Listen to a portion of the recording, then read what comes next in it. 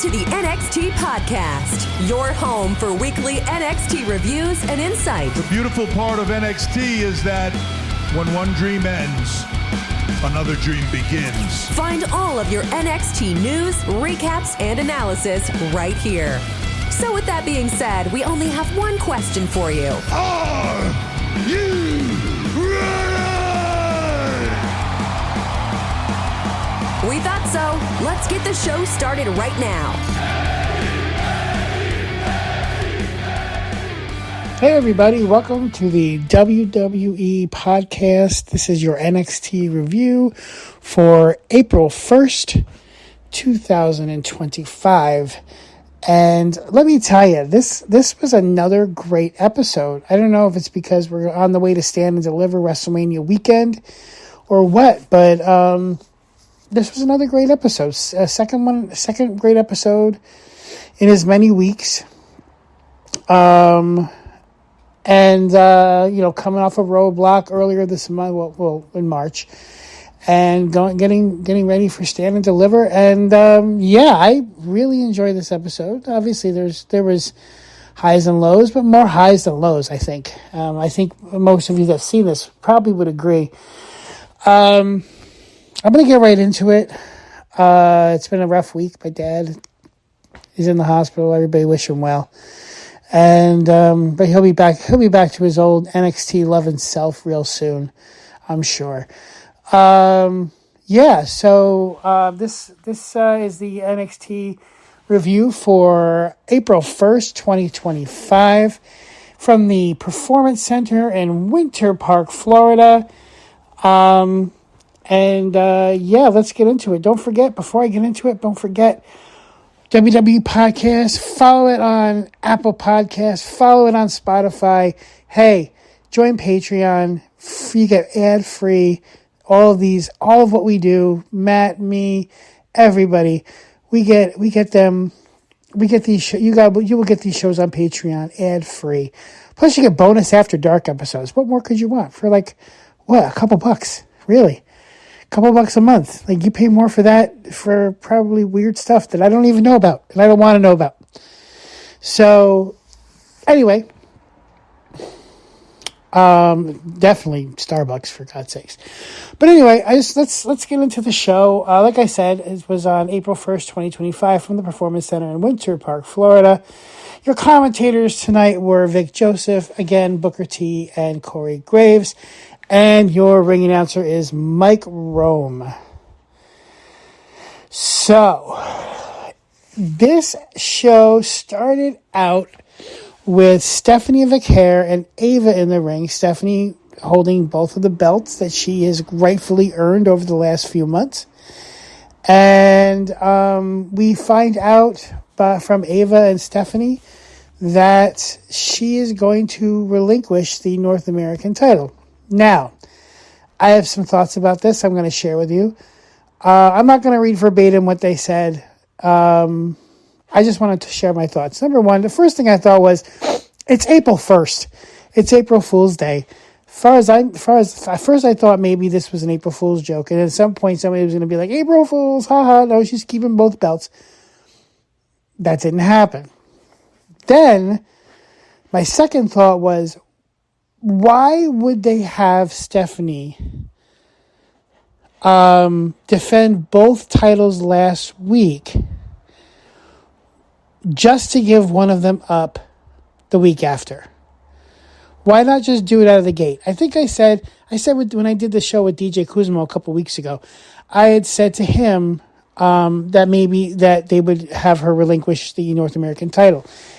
No offense to the title. Number one, it's brand new, about a year old. Number two, clearly it's the mid-card title. I mean, they don't want you to think it, but we all know it's the mid-card title. The NXT women's title is the big title. The same in men's and women's both. So I don't understand why they would do it. What I said to DJ Kuzma was, I think back to WrestleMania 6, right? You had title for title. You had Hogan, who was the world champion. You had The Ultimate Warrior was the Intercontinental Champion. The Warrior wins both titles because, not to mention that made sense. The Warrior wins both titles, and he immediately, without hesitation, like the week after WrestleMania, he immediately relinquishes the Intercontinental title. It makes perfect sense. Again, Intercontinental title, U.S. title, they're mid-card titles. If you win the big title, why wouldn't you relinquish the mid-card title and keep the bigger title? So I have no problem with the fact that she relinquished it. The issue I had was, why have her defend them twice in one night the week before, and then say, "Okay, good, you're good. We're gonna have you relinquish the title." And I know Stephanie played it off. This is non-kayfabe questioning for me right now. Stephanie played it off very well in a kayfabe form. I want to have the women have the opportunity, and me having both titles, I think diminishes the opportunities that the women have. This is the best women's division in all of professional wrestling. That's still the case, although I do have to make the case that, and I know for some of you who watch AEW, Toni Storm to me right now is the best character probably in wrestling altogether. But that being said, the best division itself, the best overall division for the women's wrestling is NXT. That's not even a question. So, and that includes TNA, Independence, everything. The main roster, both.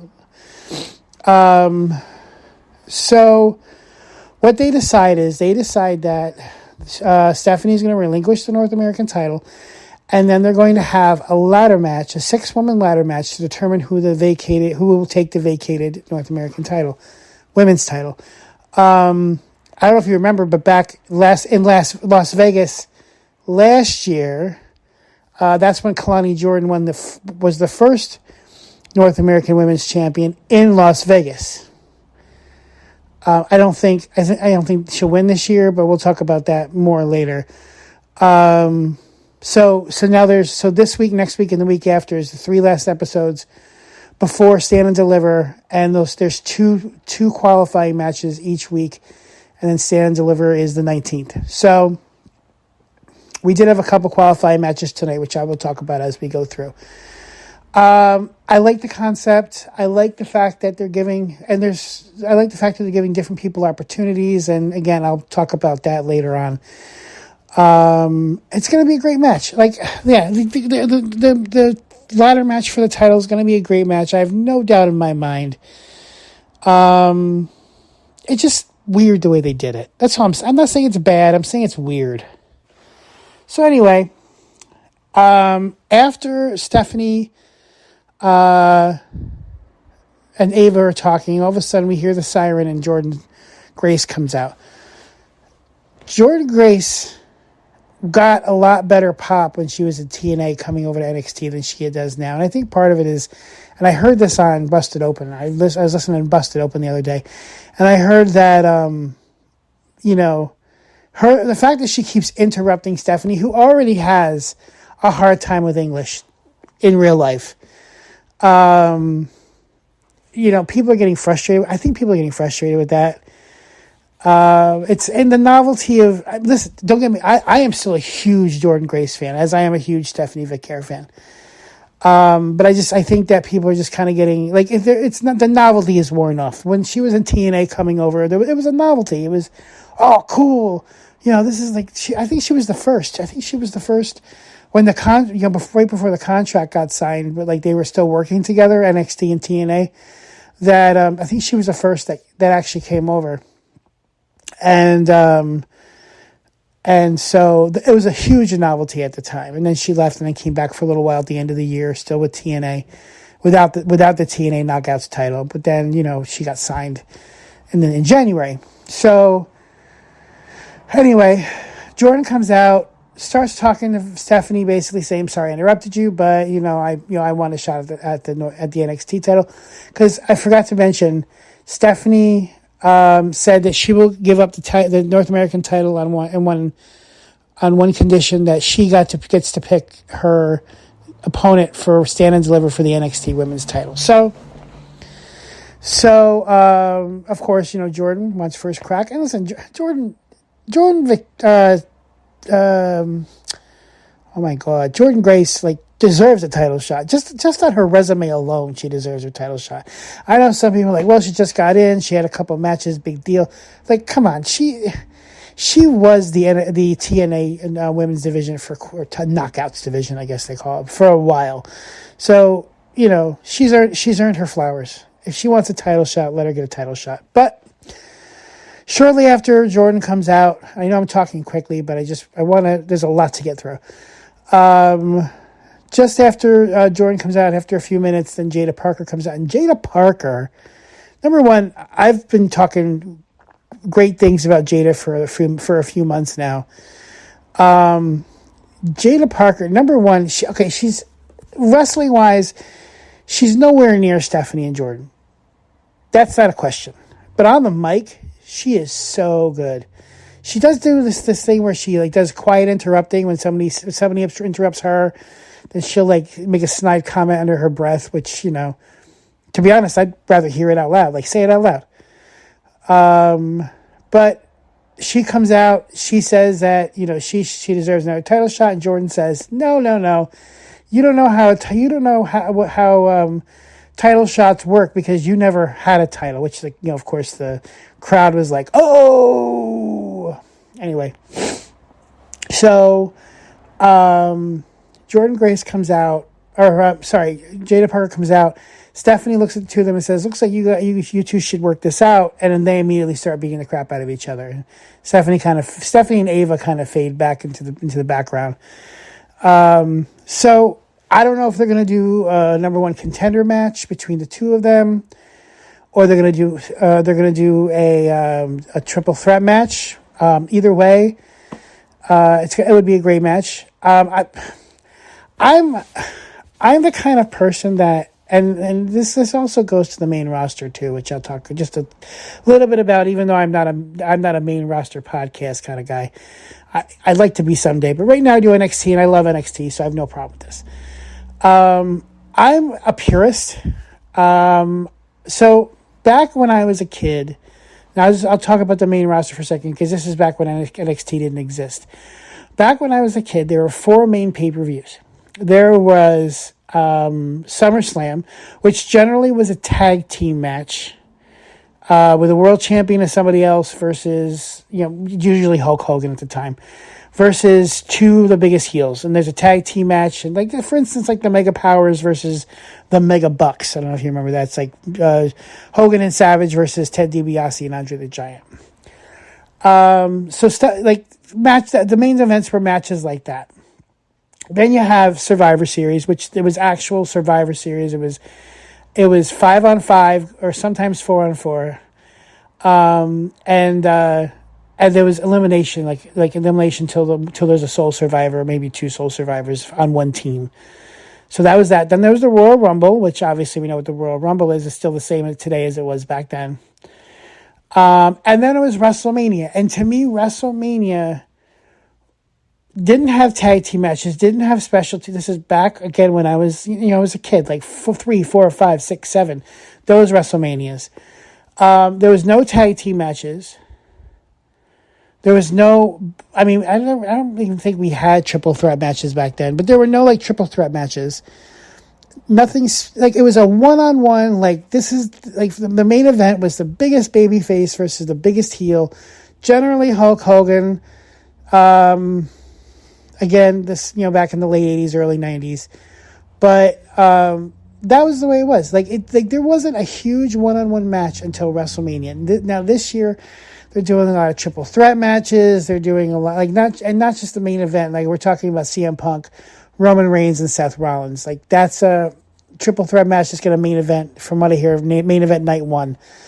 Why couldn't we just get Roman and Seth? That Roman and Seth has been building for 12 years. That being said, we'll find out later on. I guess I'll spoil it because I'm in the middle of talking this rant right now. That being said, now they've made a triple threat match between Oba and Trick and Javon Evans, which will be a great match. And don't get me wrong, I think it's going to be a great match. Why? at the biggest pay-per-view of the year, PLA, whatever it's called, you know what I mean, at the biggest one of the year for NXT, Stand and Deliver, are we not having Trick and Oba one-on-one? Trick and Oba one-on-one has not happened yet. Don't get me wrong. I love Javon Evans. He's awesome, and someday he's going to be the NXT champion. I just don't think he's ready now, number one. Number two, like, why? Like, I want to see Oba and Trick. I think people want to see Oba and Trick. Tell me if you think I'm right or wrong, because I really want to know. I honestly think that Oba and Trick is the money match. Again, Javon is awesome. He will make this match good from fantastic to spectacular. It's just, I don't understand why they're doing it for the biggest PLE of the year. I say that to say, I hope they don't do the same thing for the women's NXT title, where it's Jordan, Jada, and I know I went in a whole big circle, but I'm back. I'm back to where I was before the beginning. I hope they don't do the same thing with Stephanie, Jordan, and Jada. Jada, to me, is the same as Javon. They're really good, but they're not nearly where the other two are. So Jada is nowhere near Stephanie and Jordan in terms of wrestling. I said wrestling, okay? And Oba and Trick are way above right now Javon. Javon is great, but Oba and Trick are way better, in my mind. And I honestly think if Javon cooks for another year or so, that he will make a great NXT champion. But give him the Heritage Cup, which I hate. Give him the North American title for a little while, which now has its own program, which we'll talk about later too. So, and it's just my own personal opinion. I know I spoke a lot about a lot of different things. Hopefully you followed it, but I'm going to go on to the next topic. So bottom line is that we're waiting to see what the next step is. Okay. Whew. That was a lot of talking. I do apologize for talking so much, but I had a lot of thoughts to say. So, and you know, it's the show that I do, so I try to get as much in as I can. Okay, so after that exchange between those three women and Ava, Sarah Schreiber then tried to have an interview with Oba Femi in the parking lot. Oba doesn't care what Trick Williams has to say. He is not the champion. The ruler is, that being Oba Femi. He doesn't answer to anybody. Trick answers to Oba. Tonight, Trick will get his final verdict, and he's going to find out the hard way why you don't call out the ruler. Then we have then we move to the entire women's locker room bickering with each other about who is more qualified to be the women's North American champion. Cora Jade says Lola Vice wouldn't know what to do with that championship besides shake her backside. She didn't say backside. You could probably figure out. PG show. I can't really say it. Then we have our first match. And our first match is a contenders... I can't talk. A qualifying match to be qualified for the ladder match for the NXT North American Women's Championship. So the first match was Zarya with Sol Ruka in her corner versus Lash Legend with Jakara Jackson. This was so good. And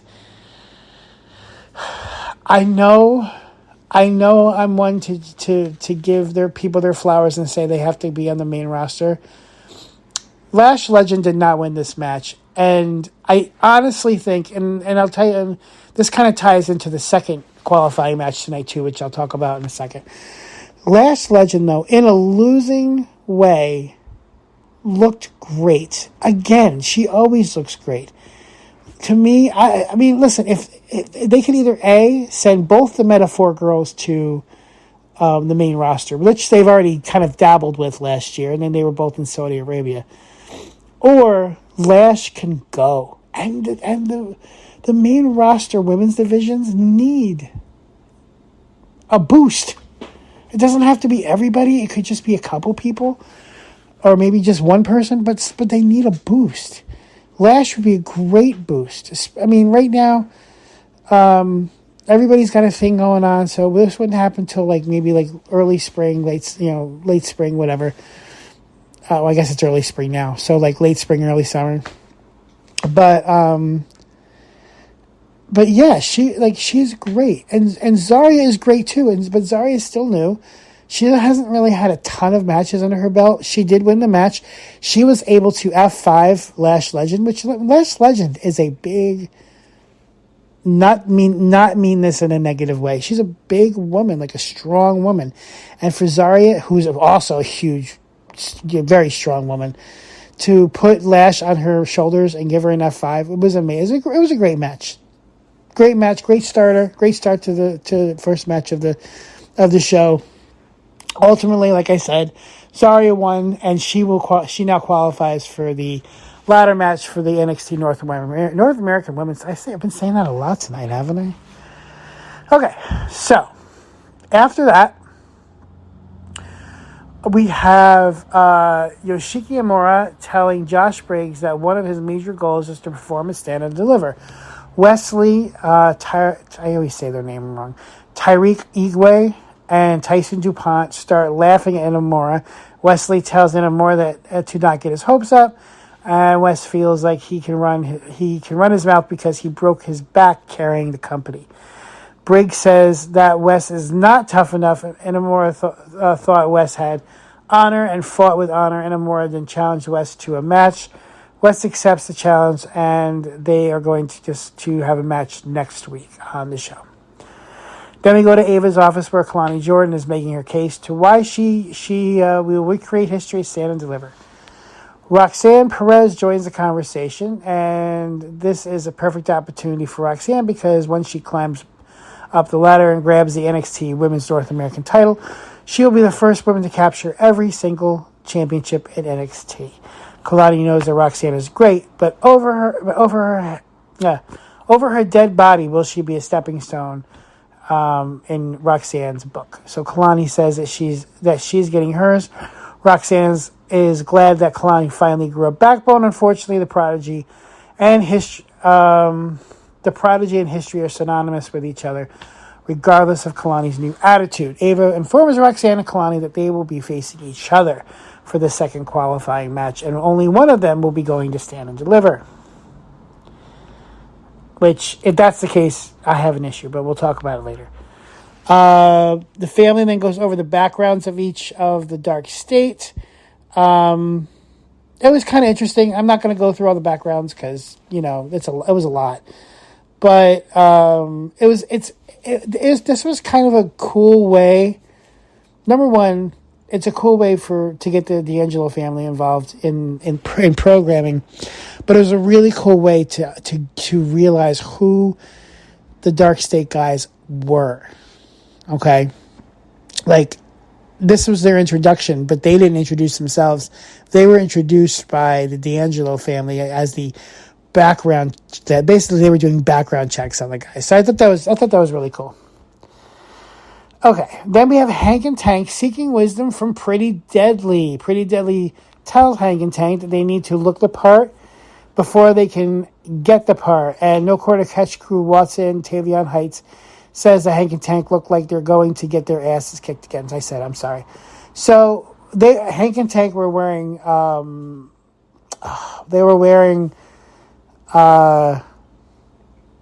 Pretty Deadly, like, they're not even half shirts. They're like a quarter shirts. The ones that kind of just wrap around the shoulders and they have long sleeves that Pretty Deadly wear. Hank and Tank got frustrated, took them off, and ended up putting back on their baseball jerseys.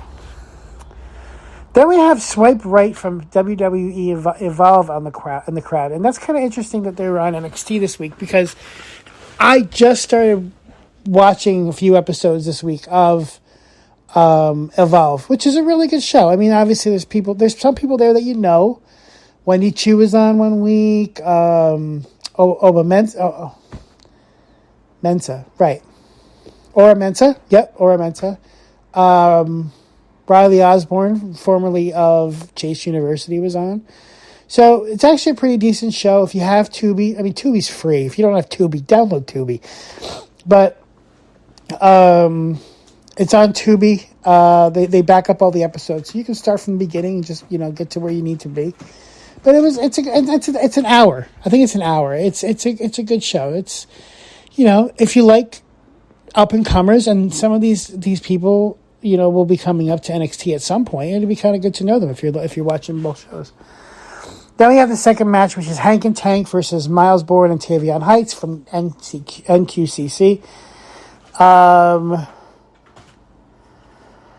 This was a decent match. I know. So the last few weeks, Hank and Tank have been the unlucky losers, and this match was no different. They actually did really well. They were cooking for a lot of the match.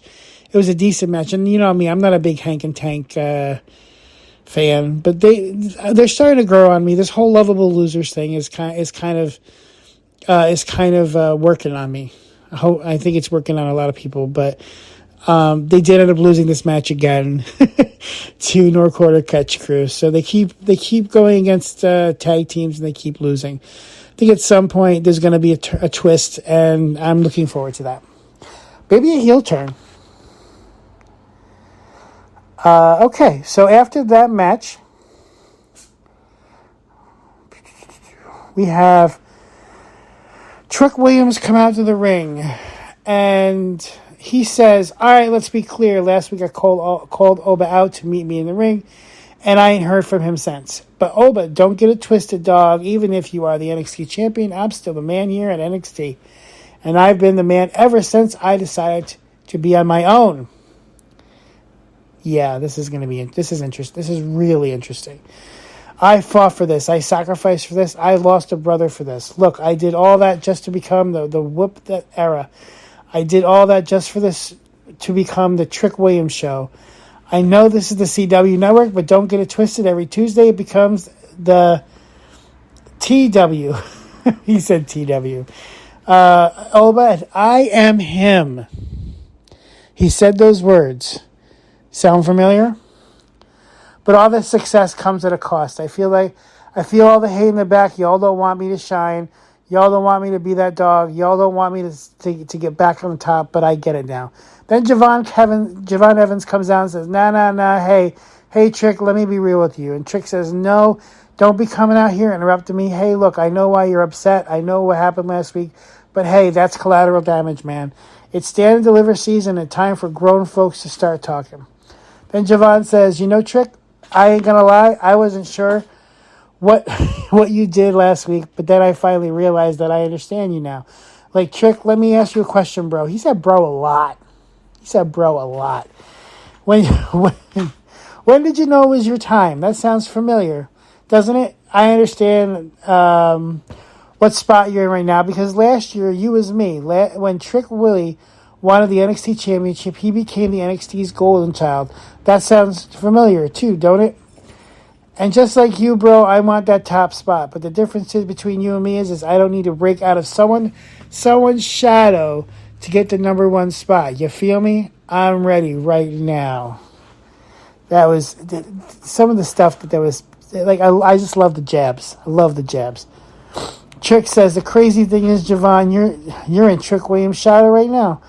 What do you know about being NXT champion? What do you know about selling tickets, doing the media? What do you know about having the brand on your back? You can't relate. What do you know about being a champion? Hey, man, look, winning the title, that's great, man. But carrying the title and defending the title, that's a whole nother ballgame. And you can't hold that title like I can hold the title. I'm one of one. Believe that. One of one. You say you're one of one, and you say you're the A champion. Trick, you don't know who the hell you is, do you? Bro, you're not the Trick Williams. You're Carmelo Hayes. Crazy, and it makes sense. Because everything that you're telling me right now is exactly what Mello told you a year ago. And if you ask me, that makes you a damn hypocrite. Damn. And it's so true. It's so true. So you can try to water me down to make yourself feel better, but since you want to talk about it, I've done something that no one else has done, including you, and that is drop Oba Femi. And then, of course, he comes out. Hey, Javon, why don't you do me a favor and say all that nonsense to my face? Do you really think you did something there? Well, congratulations. You dropped the ruler. Lucky shot. And Javon says, Trick, Oba, stop playing me like I ain't got your number, bro. Hey, did anybody forget about Deadline? Did you forget about Deadline? Because if we want to check history, I only needed one more second to change history. You know what I mean? I only needed one more second to change history. And you would not have beaten Trick for the title because I would have it. As a matter of fact, I'll drop your again to become NXT champion in Las Vegas. How about that? And then Trick says, better luck next year, dog. And then Oba says, you've talked to Trick, you've talked enough. The champion is here now, and it's my time to speak. As for you, Javon, when I look at you, all I see is a little boy with big dreams and aspirations. And while you may be the future of NXT, your success will be at the expense of the ruler at Stand and Deliver. Because whether you like it or not, Javon, you live in the present, you live in the now, and the now belongs to Oba Femi. And Trick says, yeah, that's exactly what I'm talking about, dog. Hey, listen, Stand and Deliver season, the NXT title between Oba Femi and Trick Williams. For the last time, Javon, please excuse yourself. And then Oba stops Javon in his tracks. Oba says, you know, Trick, if you spent less time talking, maybe you would still be the champion right now. But you're not, and I can see that both of you want a shot at the NXT championship. And then Ava comes out. All right, you know, I've seen this before. There's only one way that this is going to end, that Stand and Deliver Oba Femi will defend his NXT championship against Trick Williams and Javon Evans in a triple threat match. Again, I went into the whole thing about the triple threat before. Main event for the main title in Stand and Deliver. I really wish it was, again, I love Javon. I really wish it was just Trick versus Oba straight up. That hasn't happened yet. It needs to happen. I don't know if it's going to happen because at some point, one of these guys is going to be brought up to the main roster. Trick sucker punches Javon, and Oba and Trick start trading back and forth shots. Oba clotheslines Trick over the top rope, and the lights go out, and Dark State viciously attacks Oba, Javon, and Trick to close the segment. And the reason why that's interesting is because there's been a lot of speculation about whether or not Trick Williams is actually the one that kind of brought Deep State together. Either he hasn't, or there was a ruse. But they pretty much destroyed Trick Williams, so I can't imagine it was a ruse. Okay. Then we have Andre Chase suffered a cracked rib in his match against Ethan Page last week. Chase says that he's all alone, and then Cale Dixon and Uriah Connors will have Chase's back. Jordan Grace got into the backstage brawl with Jada Parker. I think Jada Parker ran at Jordan Grace and then just ran right into a garage door. It was really weird. Then tensions are rising with Fraxium backstage. Axiom wishes that he had a better bond with Nation Frazier like Hank and Tank do. Hank and Tank, they love each other. It's really kind of cute. He doesn't know why Frazier has to be rude all the time. Swipe right then introduces themselves from Evolve. I said them before. They said they run Evolve, and Frazier challenges Swipe right to a match. Brad Baylor calls Roxanne Perez a smoke show. Okay. Third match is Roxanne Perez versus Kalani Jordan in the North American Championship ladder match qualifier. This was a really good match. They're both excellent female, they're excellent wrestlers. They're excellent women's wrestlers, but they're excellent wrestlers. And you know what? This was really interesting. And this is another. So let's rewind for a second with Roxanne Perez. Roxanne Perez, the beginning of the year, she was it the beginning of the year? Yeah, the beginning of the year. She held the NXT, the very beginning of the year. She had to have the NXT Women's title. She lost to Julia, then ended up being in the Royal Rumble, where she was not only the Iron Woman of the Royal Rumble, meaning she lasted longer than anybody else, but also she was the runner-up. She was the runner-up in the Royal Rumble. Runner-up to who? Charlotte Flair, who was arguably the greatest women's wrestler of all time. And she was in there toe-to-toe with Charlotte Flair. Now, Then, that was February 1st. Then March 1st, she goes in, qualifies, well, after she beats Raquel Rodriguez. Not a small feat, by the way. Then she makes it to the Elimination Chamber, where she has a pretty decent showing there, too. Excuse me. If that's not saying to her, okay, you're ready for the main roster, I don't know what is.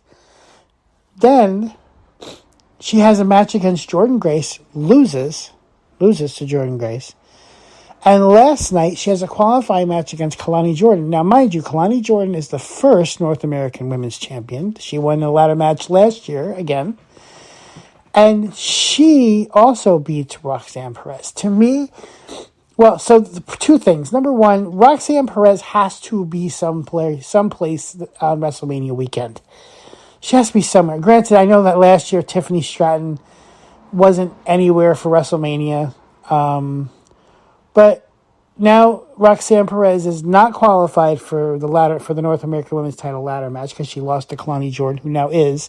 So now we have Kalani Jordan and Zarya qualified for the ladder match. Then we have so she's not. Is she not going to be in Stand and Deliver? And if she's not going to be in Stand and Deliver, is she not going to be on WrestleMania at all? So I don't know.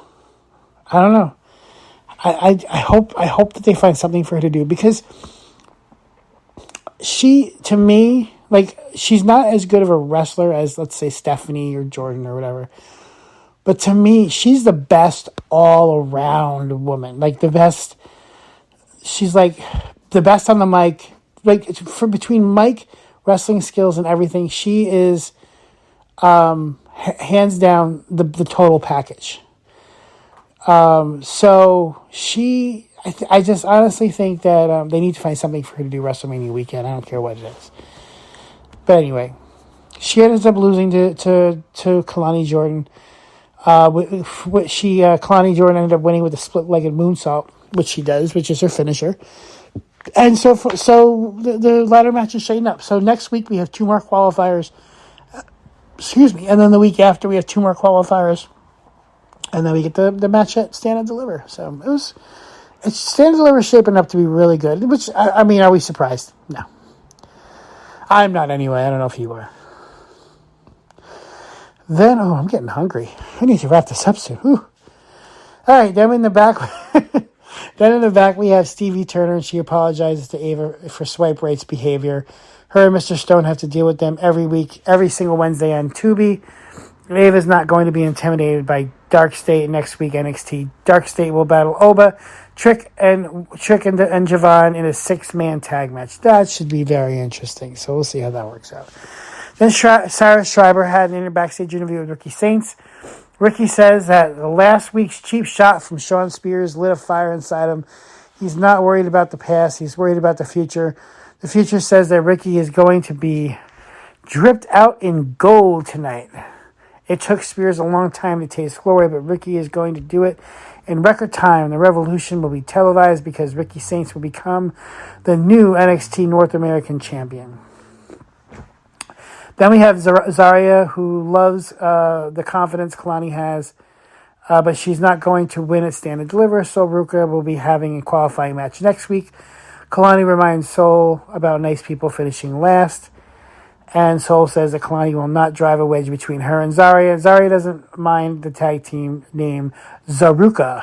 I really like that. It's like Fraxium, right? I guess they combined 2 names. All right, so, and then we find out that next week on NXT, Jordynne Grace and Jada Parker will go one-on-one.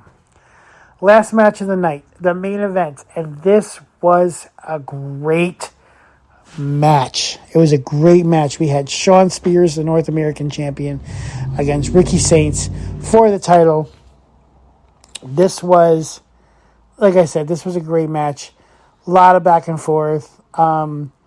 It really showed Ricky being as good as he is. Now, don't get me wrong, Sean Spears is great. Sean Spears is great. Ricky Saints and him together work so well together, and they have a history, and I've talked about this.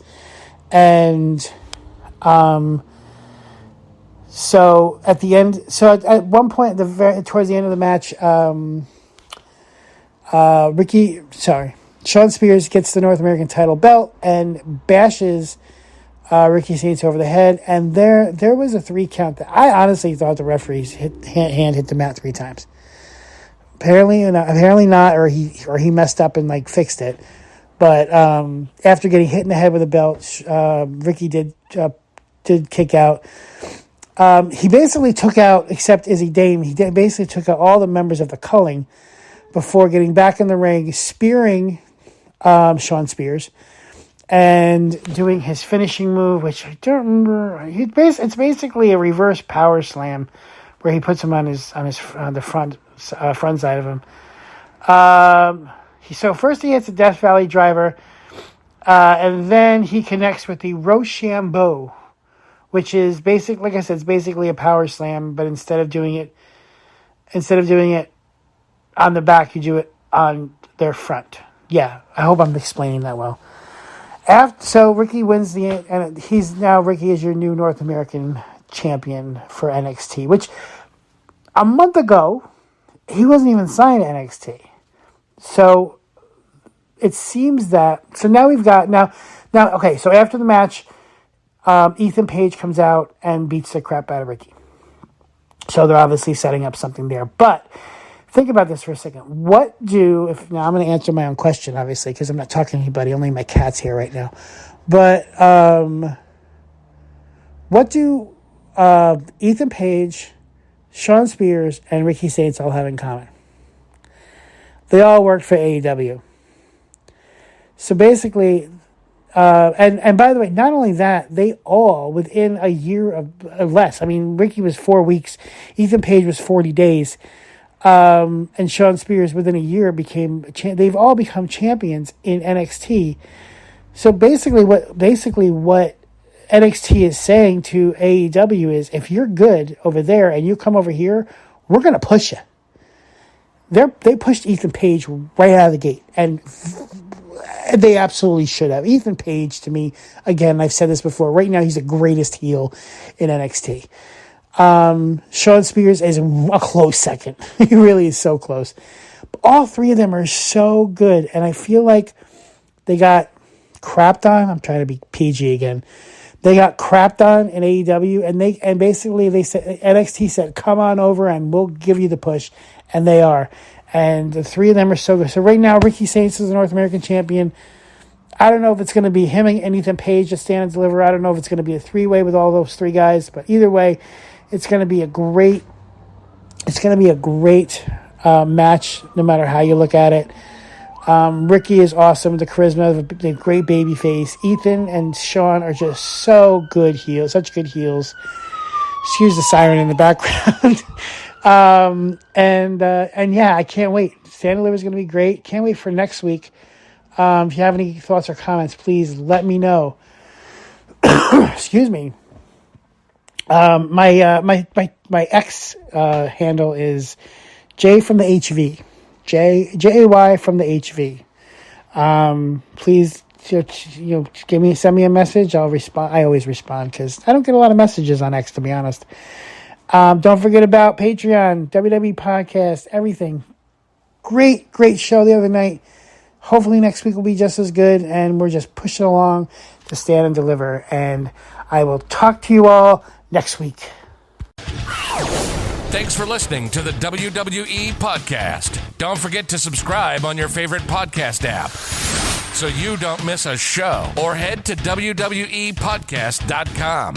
And for all of these shows ad-free, head over to patreon.com/WWE Podcast. Until then, we'll see you next time.